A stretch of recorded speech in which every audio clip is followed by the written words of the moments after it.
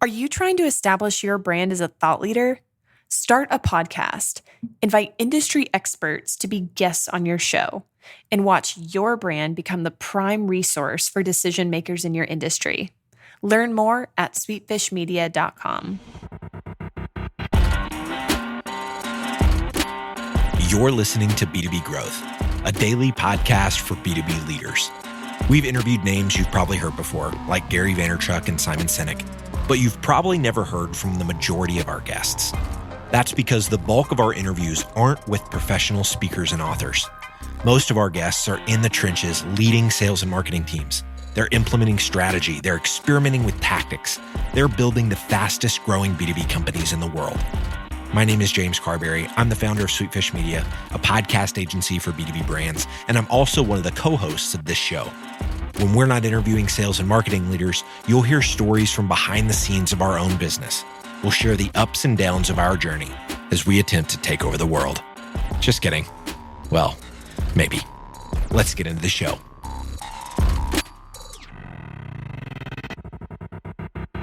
Hello, and welcome to the B2B Growth Show Monthly Book Talk. I'm Douglas Burdett, host of the Marketing Book Podcast, where each week I publish an interview with the author of a new marketing or sales book to help my listeners to succeed in the quickly changing world of marketing and sales. And joining me is my friend, James Muir, author of The Perfect Close, The Secret to Closing Sales, the Best-Selling Practices and Techniques for Closing the Deal. I read every book featured on the Marketing Book Podcast, but James reads even more than I do. And he listens to every episode of the Marketing Book Podcast, so I'm delighted that he can join me. In this monthly episode of the B2B Growth Show, we briefly recap some of the key ideas from the marketing and sales books that were recently featured on the Marketing Book Podcast. James, welcome to the B2B Growth Show Book Talk. Thank you, Douglas. It's great to be here. And of course, I do listen to every single episode. And in this episode, we're going to talk about 5 of the recent books featured on the Marketing Book Podcast, which are Small Business Marketing Without a Big Budget by Rohit Bhargava, The Transparency Sale by Todd Caponi, Iconic by Scott McCain, Marketing to Mindsets by Will Leach, and a 5th book, Why Customers Leave by David Arvin. So let's get it on. The first up is Small Business Marketing Without a Big Budget by Rohit Bhargava. And this is one of the non-obvious guide series of books. So I love the format on this book. And it seems like Rohit's actually like a regular on your show now. Tell us a little bit about this book. Yeah, well, so he is also the author of the non-obvious books, which come out every year, where he curates these trends, and then he grades himself every year on how accurately he's curating the trends, and he just keeps getting better and better. So he's in recent years, he's been on the very first episode every year of the Marketing Book Podcast. He is also the founder of Idea Press, which is a book publishing company, and I didn't even realize that until I was interviewing him this time, and he said, yeah, that's my company. I'm a slow learner, James. But what he's done here with these non-obvious guides is they're also called, they're like having coffee with an expert. And there's a whole series of these books coming out about different areas that people want to know about in the business world. And he doesn't write all of them. He wrote the one on small business marketing. But they say it's like having coffee with an expert. And if you don't like those dummy books, like the Dummy's Guide, or is it the Idiot's Guide? I can't remember which. Okay, Guide to Sales Management or whatever. This is the antidote to that. And so they're shorter. They're written as if they have a little more. They assume you're not an idiot. And they're very quick read, very scannable. And on this one, Small Business Marketing Without a Big Budget, of course, I had to joke that, well, that's not a very big universe. I mean, most small businesses have an enormous budget for marketing, and of course, this is a great book. What was so interesting to me in this book was that what he decided to focus on, and the book is just chock full of such great lessons that I see businesses all the time struggle with in terms of trying to understand the basics of modern marketing.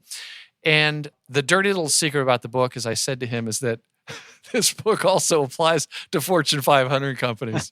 No doubt. I really liked how concise this book was and some of the topics that he covered. He talked about how budgets sometimes actually feed common mistakes that marketers make, and how targeting criteria like demographics, personas, and positioning all sometimes go in the wrong direction. So what were your biggest takeaways on this one? Well, interestingly, based on what you said, he talks about the biggest mistake in marketing is using a marketing budget.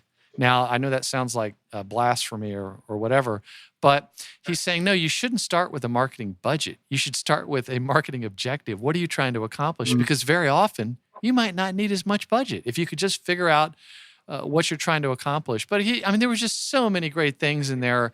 This is a great book for a CEO even, where like these myths of social media and content marketing. But I think the biggest takeaway for me was that marketing strategy doesn't have to be a ethereal, frightening thing. It's really a pretty simple concept, and it's your friend. Yeah, agreed. And it doesn't have to be expensive. So next up, we've got the transparency sale, right? How unexpected honesty and understanding the buying brain can transform your results by Todd Capone. So this is like a perfect crossover book for both sales and marketing because it has some neuromarketing in it. And in fact, a little bit like another book we'll cover here in a second, Marketing to Mind States. But tell us a little bit about the transparency sale. So he talks about how in this age where your customers have access to lots of information, the more and their trust is generally low. And the more honest and candid and transparent that you can be in your sales approach and in presenting your company, the better off you're going to do. And he even talks about some science about how like a product that you might buy or a service from a company where their average rating is between 4.2 to 4.5 actually sells better than companies or products with perfect 5.0 ratings. Yeah, and totally surprising insight. Yeah. Yeah, well, but you think about it, if it's all perfect, I immediately think, oh, they've gamed this system. I can't trust. Nobody's that perfect. And so there's quite a bit of science in the book, and he just talks about how people are looking for that honesty and transparency, and even if you can be vulnerable, if you can present your vulnerability, it does so much more to speed up your sales process and make people trust you.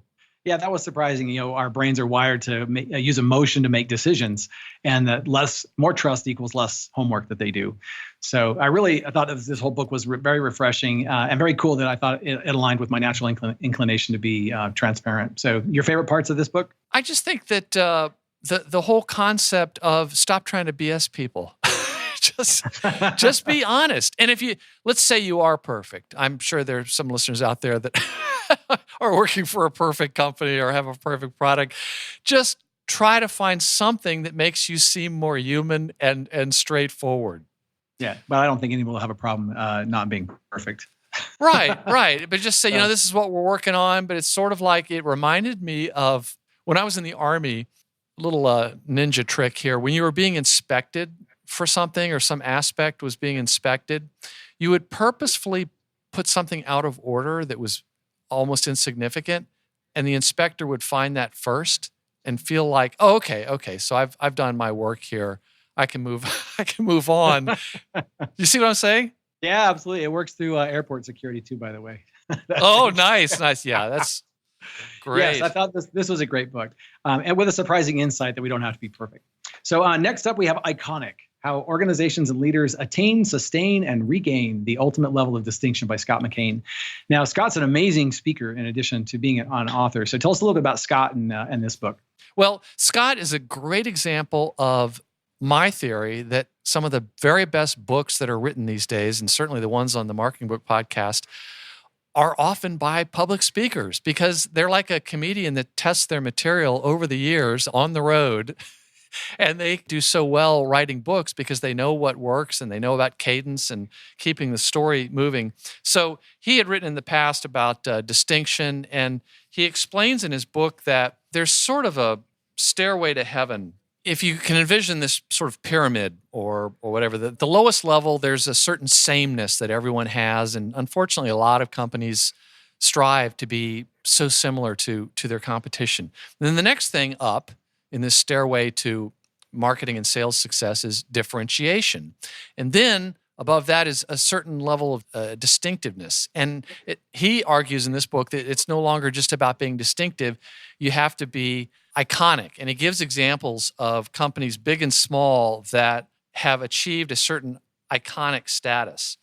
And in your effort to become iconic, there are certain things that these iconic companies have. And one of them is they play offense. And part of that is they're focused more on their customers than they are on their competition or themselves.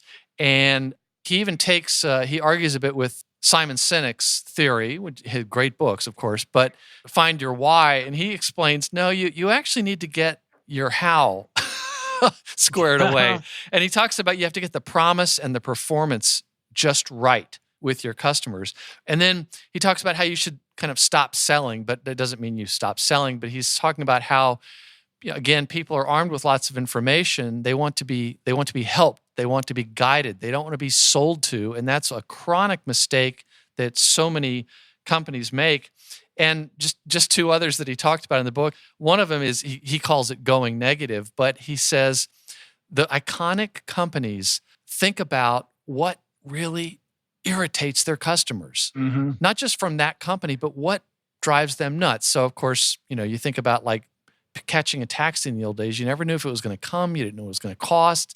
You couldn't trust it. There was a lot of friction there. It was irritating a lot of people. And then these ride-sharing companies came along and figured out how to solve all those kinds of problems. So they really go negative and think, let's not think about just unicorns and rainbows. What are we possibly doing that's upsetting our customers? But what is it that they hate about this particular industry? And then he also talks about the importance of respect for your employees, for your customers, and so forth. So it's not just the big companies that do this. He gives examples of a lot of smaller companies that are able to become iconic in the eyes of their customers. And of course, when you do that, you've got an army of people marketing your business for you, all of these fans. Yeah, amen. Bold and well-written book. I really liked it. It changed how I understand words like distinction, congruence, how, clarity, promise, performance, all that stuff. So super good book. Your favorite part? Oh, I don't know. I just, I think the whole thing, it was so well written. It was like reading like a Seth Godin book where it's just not a wasted word, and the pacing is wonderful, and it's so gosh darn logical that you can't argue with it. It was just brilliant.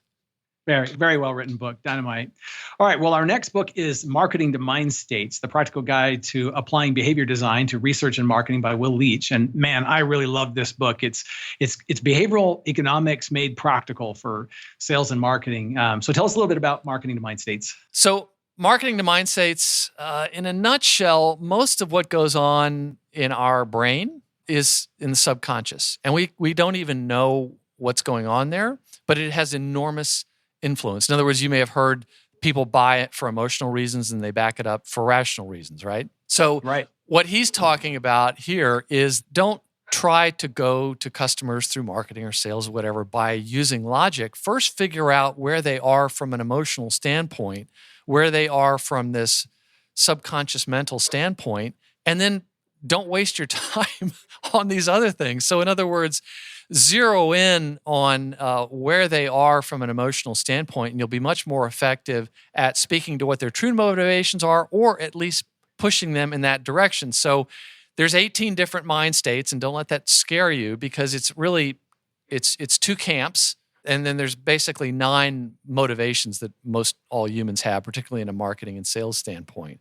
So it's right off the bat, it's going to be 9, and then you can figure out which maybe 3 are most relevant. And a lot of times, if you guess, you're going to get it right. But it was just sort of like if you're, let's say you're a marksman and you put a new scope on your rifle, and you want to make sure that it's aligned with the trajectory of the bullet. It's called zeroing the rifle.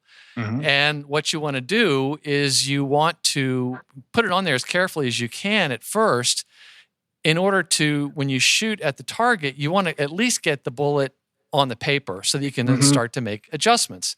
And I can say all this because the author, Will Leach, as well as I, were once in the U.S. Army. So we're versed in some of this stuff. But what this book does is it helps you get on the paper pretty quickly to figure out what you don't have to waste a lot of time and money and effort on in trying to talk to your customers. And it's enormously practical. And we're going to be using this as one of the handful of books when we're trying to help clients get going with their marketing. Yeah, in fact, I think getting on the paper with this is a perfect analogy for this. I mean, it's a very, very practical book in terms of how to take where you're at and get it into understanding the behavior patterns of your shoppers and your buyers, and turning that into messaging and engagement. I really loved everything about this book, and I loved how accessible it was too. Even though he's very smart and there are references in the book, he just makes the whole thing very understandable. So I think almost any person of any level within marketing and sales can appreciate this book. Yes, and as a matter of fact, he dedicated the book for those who don't want to earn a PhD in psychology while reading. This book is for you. And that's me. But I thought this was definitely a James Muir kind of book. And before we started recording, you were talking about organic chemistry. Explain what this book had to do with organic chemistry. Well, when it comes to fitness and supplements and diet and all that stuff, organic chemistry is where all the leverage is. You're right down at the organic, cellular level. And I think neuromarketing is that same level of leverage, but for marketing and sales. So I think that's where the final battle is going to be fought for almost everything. Absolutely. And you know what else is interesting? I've had several other books on the podcast that have a lot of relatively new science or research in them because of the functional MRI, where they're able to learn so much more about how the brain actually works. And so even Todd Capone's book, Will Leach's book, and several others. So it's a really very exciting time to be learning about all the new learning about the brain and how that can help us in sales and marketing. And this is a great book for that. Finally, we've got Why Customers Leave and How to Win Them Back, 24 Reasons Why People Are Leaving You for Your Competitors and How to Win Them Back by David Arvin. And again, I think this is another great book for both sales and marketing. I think customer experience cuts across the entire enterprise. So tell us a little bit about why customers leave. Well, if you can envision Homer Simpson, a lot of people know him, where he slaps his forehead and says, "Doh!" This book was very much like that, because you read all these things and you think, well, first off, you read a book like this, and it makes me a really difficult customer, because then I start expecting better experience when I'm dealing with companies. But also, you see these things, and it's a shame because there's so many things that companies could be doing that are really simple to delight their customers, or at least get information from them so that you can make some changes. So it's a terrific book. And he is also a friend of Scott McKain's. He's a professional speaker, and he travels the world giving these keynote speeches. In fact, his book had a foreword by Larry Winget, who's also one of these big-time public speakers.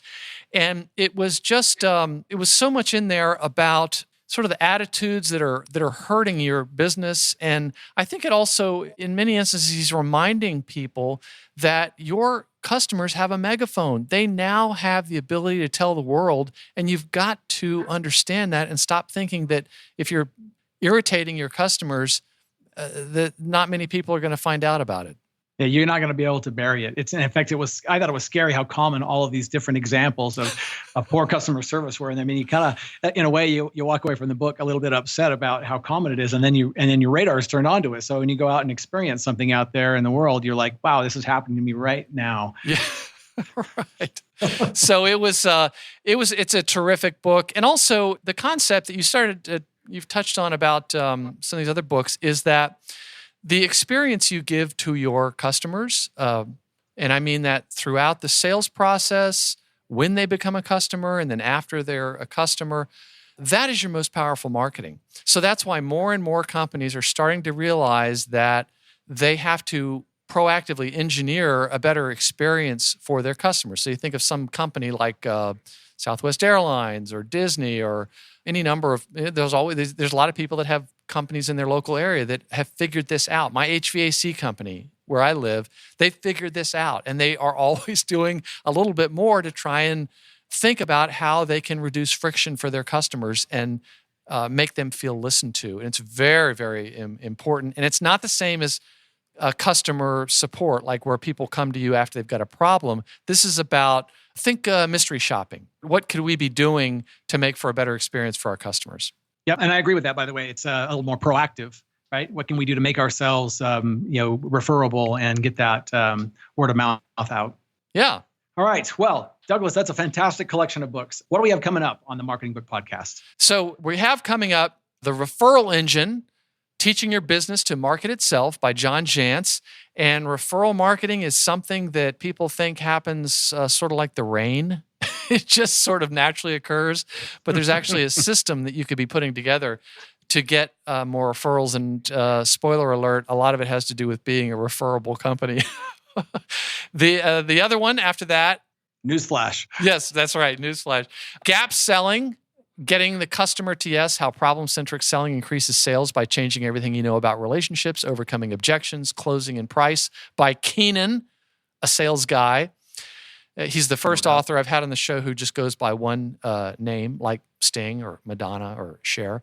But it's a terrific, terrific book. This is a great book about modern selling, and much of it has to do with the gap between your customer's current situation, especially if they don't realize the dire nature of their current situation and where they truly want to go, not necessarily where they say they want to go, but where they truly want to go. If there's a gap, you have an opportunity there. It was really terrific. Right. The next one after that is the first word is spelled F #CK. So we'll just go with F or the F-bomb.